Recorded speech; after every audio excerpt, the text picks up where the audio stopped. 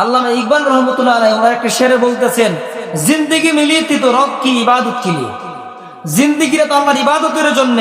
तो বলতেছেন वक्त गुजर रहा है कागज के टुकड़े के लिए, যে জিন্দেগিটা আল্লাহর ইবাদতের জন্য। বলতেছেন ইকবাল, তুমি তো জিন্দেগিটা শেষ করে দিচ্ছ, সময় অতিবাহিত করে দিচ্ছ একটা কাগজের টুকরার জন্য।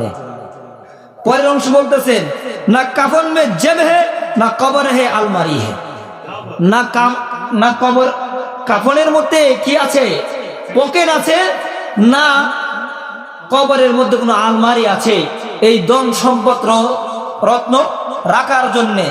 কামাল কি বাত তো ইয়ে হে, বলতেছে না তাজ্জুব কথা তো হচ্ছে এই যে মাত কা ফেরেশতা রোজ ভি नहीं लेता है। তো বলতেছেন কামাল কি বাত ইয়ে হে যে ফেরেশতা, মওতের যে ফেরেশতা, সে তো ঘুষ খায় না। সে কি খায় না? ঘুষ খায় না। তাহলে ইকবাল, তুমি কেন দুনিয়ার সম্পদের পিছনে দৌড়াইতেছো? আর সম্পদের পিছনে দৌড়ানোর কারণে আল্লাহ এবং তার রাসূলের পথ থেকে দূরে চলে গিয়েছো।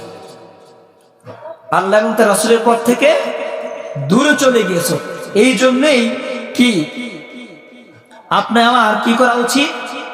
ওই দুনিয়ার সম্পদ প্রয়োজন আছে যতটুকু প্রয়োজন, তবে ইবাদত করার সাথে সাথে কিন্তু আপনি আমি চাইলেই করতে পারি।